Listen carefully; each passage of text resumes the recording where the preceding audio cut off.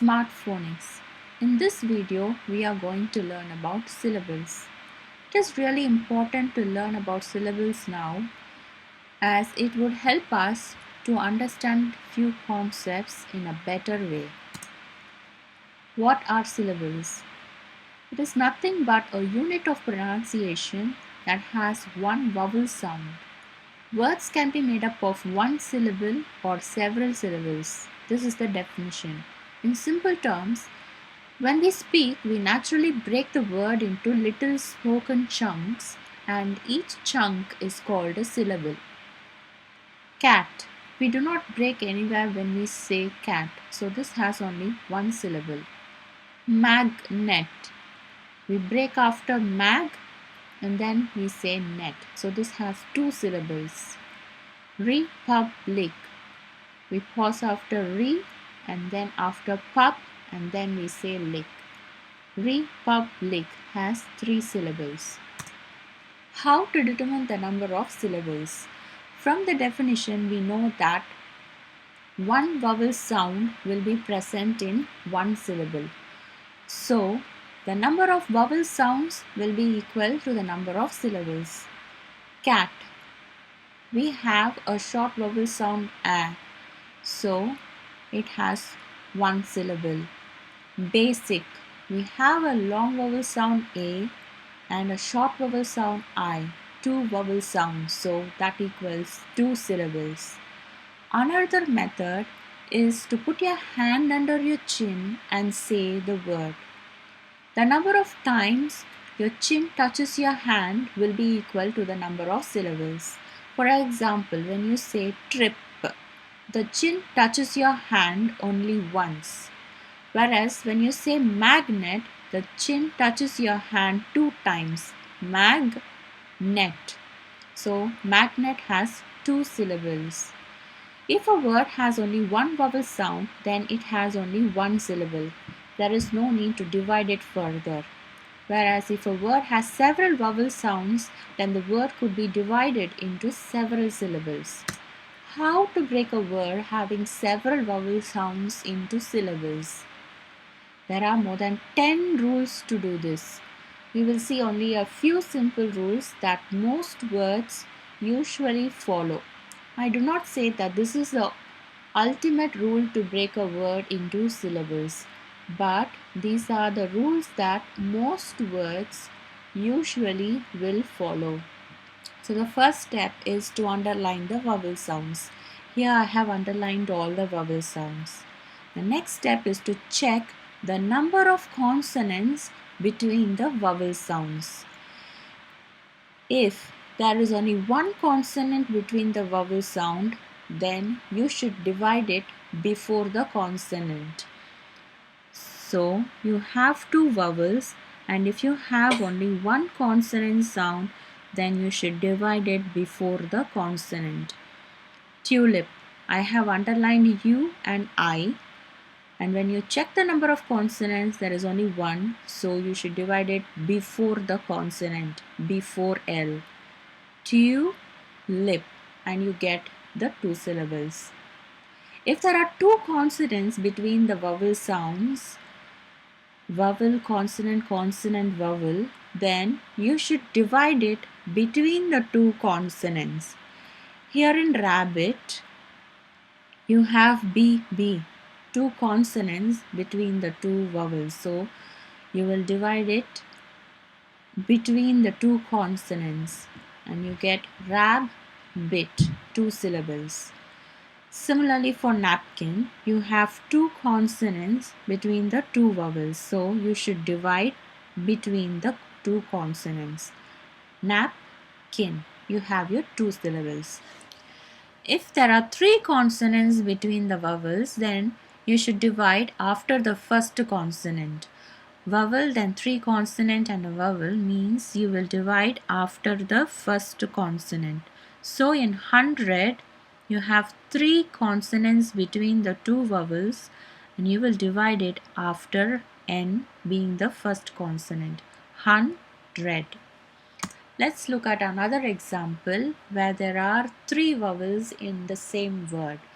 First, You identify the first two vowels, in this case E and then U. The next step is to check the number of consonants. There is only one consonant P. So you should divide before the consonant. Re. You got your first syllable Re. Next, go on to the next two vowels U and I. Check the number of consonants between them.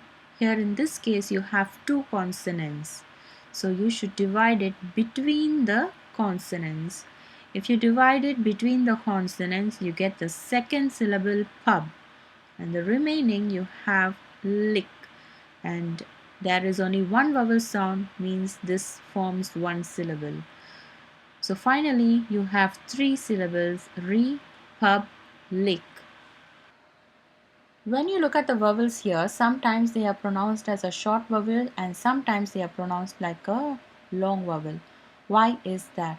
We had the same question when we discussed about short vowels and long vowels in the previous video. That will become clear when we know the types of syllables. There are 6 types of syllables, but we will be seeing only 2 of them now, closed syllable and open syllable. In a closed syllable, the vowel in the syllable is protected by a consonant at the end. For example, cat. The vowel A is protected by the consonant T. So, this syllable ends with a consonant.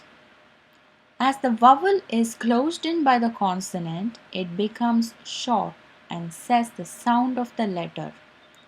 For example, magnet.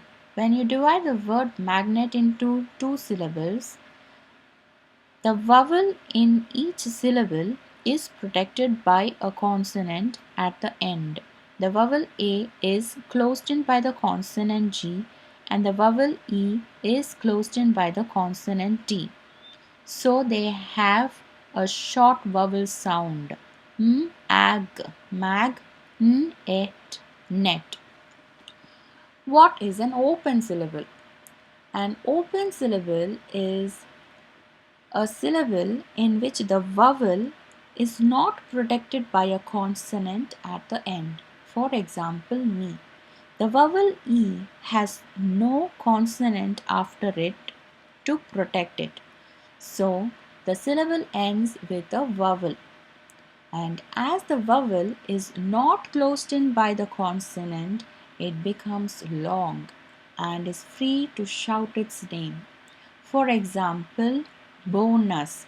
When you split the word into syllables, you split it after O. Why is that? There are two vowels and you have only one consonant between the two vowels. So, you divide it before the consonant. After you divide, you could see that this syllable has the vowel O, which is not protected by any consonant at the end, and so it has a long vowel sound. Whereas here, the vowel U is protected by a consonant. Yes, so U has a short vowel sound. S, nus. B, O, bo, nus. Open syllable, the vowel is long, and closed syllable, the vowel is short. Here are some patterns for closed syllables. Here are some patterns for open syllables. We could see that the vowel is closed in by the consonant in the case of closed syllables, whereas in open syllables, the vowel is not closed in by the consonant. Here are some vowel sounds we have discussed in the previous video, short vowels and long vowels, but we did not know why the vowels are short in some cases and why the vowels are long in some cases. After studying about the closed syllables and open syllables, we now know that vowels are short in closed syllables and vowels are long in open syllables. In this table, we could see that all the syllables are closed. When you look at the vowel, it has a consonant that protects it. So that is why we pronounce it in the short vowel sound. Whereas here, the word basic, when you split it into syllables, the first syllable has an open vowel and it is not closed by a consonant. So this vowel has a long vowel sound, whereas this has a short vowel sound as it is part of a closed syllable. This is again an open syllable, so E has a long vowel sound. Here, when you see, it has one consonant between two vowels, so you split the word before the consonant. When you split the word, you could see that the vowel here is left open. So you pronounce this as a long vowel I. I, T, A, M. This is a closed syllable, so I, tem. This is an open syllable, so you pronounce it as no. Here again, when you split the word into two syllables, this becomes an open syllable and this becomes a closed syllable. So U is long whereas I is short. Music. So this is the summary of what we have seen. A syllable is a unit of pronunciation with one vowel sound, and we saw two methods to find the number of syllables: the vowel sound method and the chin method. And also we saw few rules to divide a word into syllables. There are 6 types of syllables, but we discussed only closed syllables and open syllables. So finally, what we learned from this video is that the vowels are short in closed syllables and long in open syllables. It is not necessary to teach all the concepts you have learned in this video to your kids, but it is really important as a parent to know all these concepts so that you could teach your kid when you think they are ready to understand. If you have learned something new from this video, please like, share and subscribe. Knowledge shared is knowledge multiplied. Thank you.